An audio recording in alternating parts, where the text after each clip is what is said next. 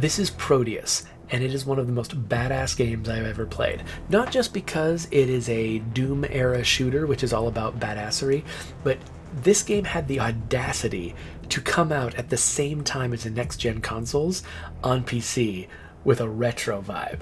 I'm just like, you have to be confident in how great your game is if you're going to come out against that kind of competition. And you know what? All of the game developers that I follow on Twitter, as soon as Prodeus came out, they were all flipping out about it. Like, yeah, sure, there's next-gen consoles coming out, but Prodeus, man, check out Prodeus. So let's check out some Prodeus. Skip this whole login nonsense, play the campaign, and should I start at the beginning? I could play some familiar levels, which means it'll go faster, and you can kind of see a bigger stretch of the game. Or I could continue. Actually, you know what? I'm going to continue because I think they let you replay old levels. Let's go replay an old level, but without completely revamping my save. So you've got one of these like classic node graphs, connecting the levels. It's almost like, like Super Mario World or something like that. So I've progressed to the second level and now to the third level. So I could start here, but let's go back to the beginning and just sort of see how this game builds up. The Sacrum. So this game is extremely Doom. So you can see, it's got simple 3D geometry, and you run around, you push E to open stuff. Big, simple shapes to the world. And then, okay, check these guys out. I'm not gonna kill them yet. I think these guys are sprites.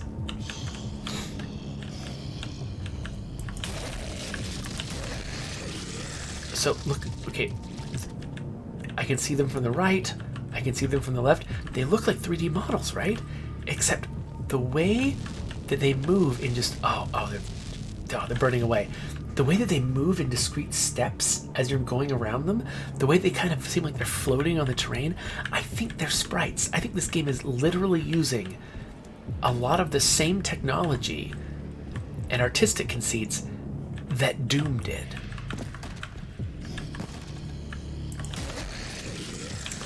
One thing that's interesting is that I've gone back to this early level, but I just realized I've got a shotgun. I don't remember if I started with a shotgun. And so I think, if you replay a level, you actually get to bring all the weapons you've unlocked at the later levels back to it. Well, that's kind of nice. I like that.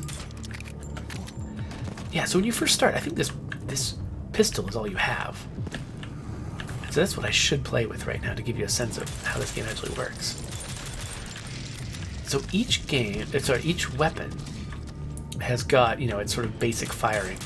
And then if you hold the right trigger, it puts it into a different mode. So kind of an aim down the sights mode that also is a burst fire mode.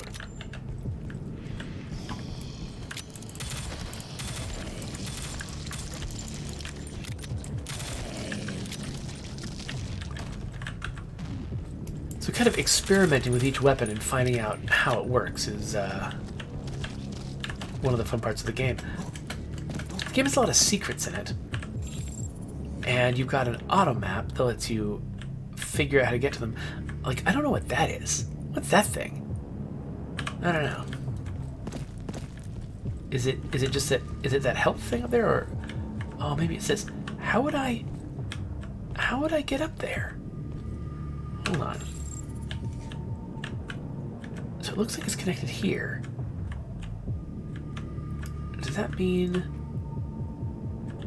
Okay, maybe I can get there from later in the level, because it feels like I would be hopping across platforms up here to get it. Anyway, this is the way I play Doom-like games. I could be just romping around and killing things, but... Oops. But it is so fun to find the secrets that I end up spending way too much of my time doing that. Like this. I don't think I've got a crouch button. I don't, so I gotta find some other way in there. Hello. Oh, these guys can't see me yet. I'm behind glass. So you'll notice, I mean, it's so Doom inspired. You can actually figure out like the analogs between, you know, these enemies and the Doom enemies. I wonder, is it worth it to me to... Is there something I can get from jumping out here? Aside from these bullets? Guess not. I don't know how dangerous this lava is, if there's any benefit to me trying to navigate it and find a secret or something. But let's not. Let's go over here.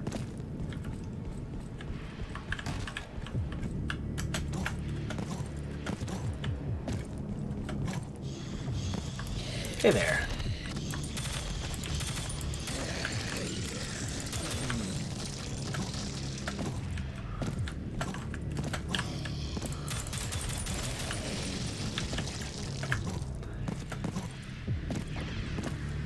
Do I want to go down that? Probably. Oh yeah, this is where I was. Cool.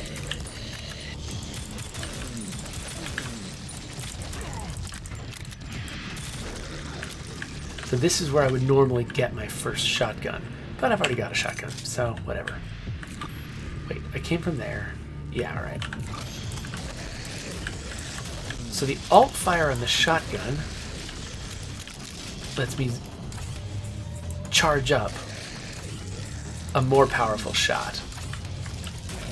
Notice these guys have been taking 2 shotgun blasts, and they only take 1 when I power it up.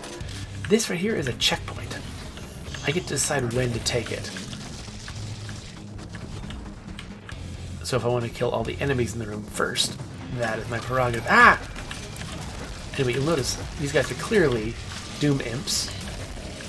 These zombies are clearly the normal zombie guards from Doom.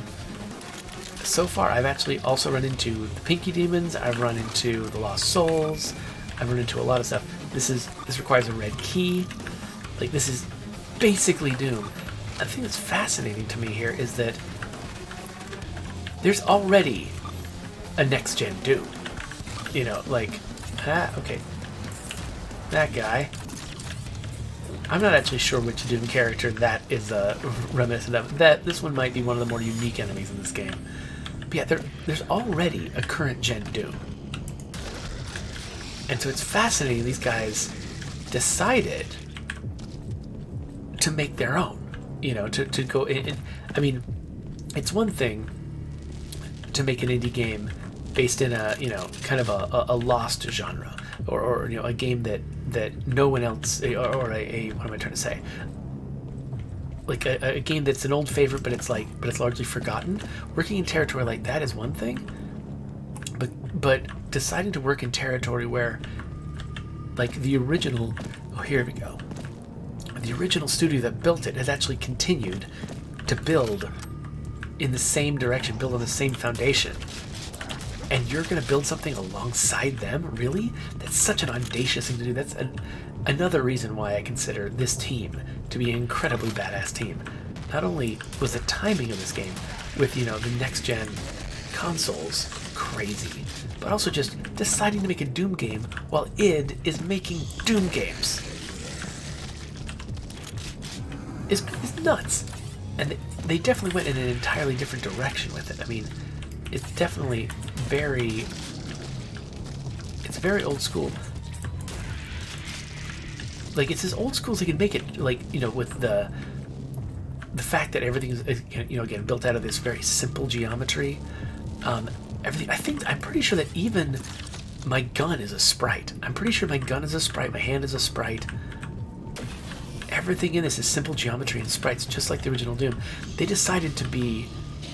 Whoa.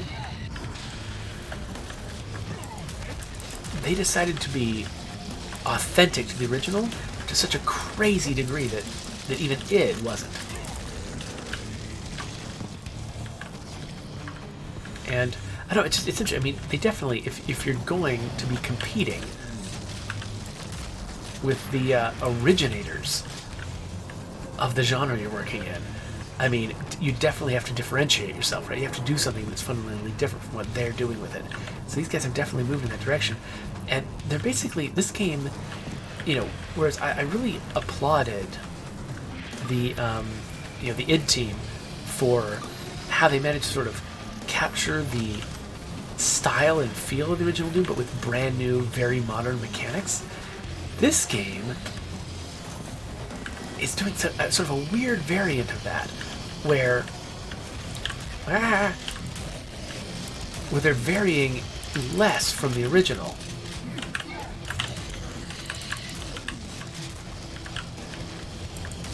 But they're still bringing in modernity. I mean, the original Doom, if you remember, didn't have vertical camera movement.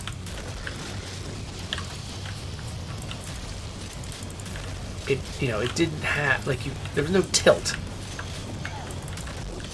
In fact, all of the 3D was fake. This game has true 3D, so it's not just a remake of the original Doom. And so your movement here is just so smooth and slick. Just everything feels a lot better. It feels in real life the way that the original Doom felt in my imagination. When I think back nostalgically to what it was like to play Doom, playing Doom was actually not nearly as slick as this. It was extremely slick for its era. But this definitely objectively feels better in a lot of ways. But not because, there's anything wrong with Doom. It's just, we've learned a lot since then. And our hardware can handle more now. But, yeah, so this game is, I don't know. Yeah, so they're trying something different from what it is trying, and sort of, reviving the Doom genre. And, yeah, these guys have found their own niche here, and it's a really weird and valuable one.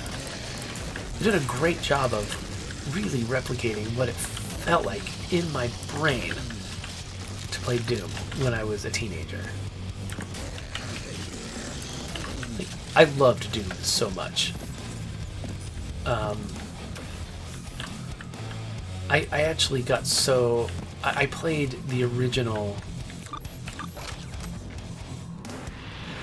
I played the original episode of Doom so many times that I actually could play it in my memory. I would sit there in a boring French class and I would just play Doom in my mind.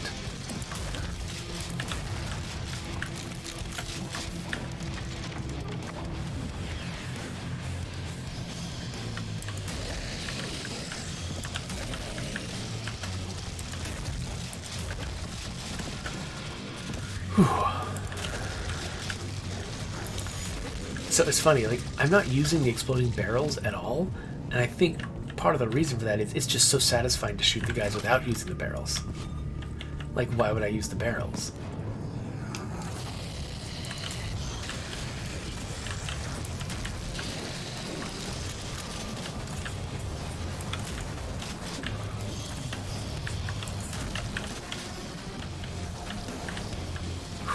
Okay.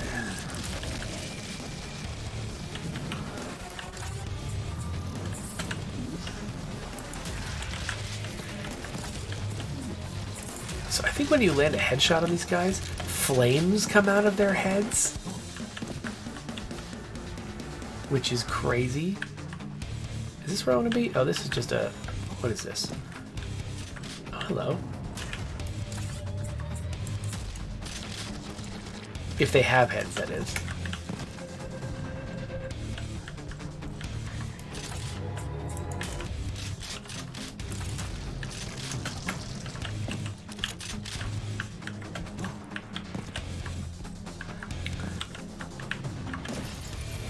Red key acquired. So one thing I love about Prodeus is you'll see... Oh, I can't show you right now. They're very efficient with their use of space. So far, in the 2 levels that I've played so far, you end up retreading the same ground multiple times. But it feels right.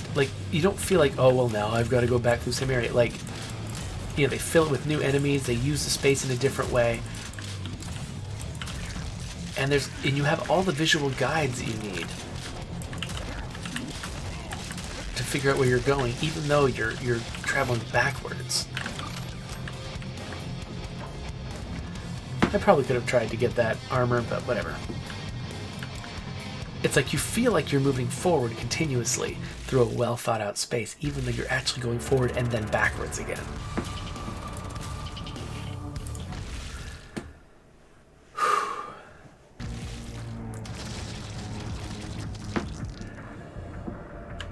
Well,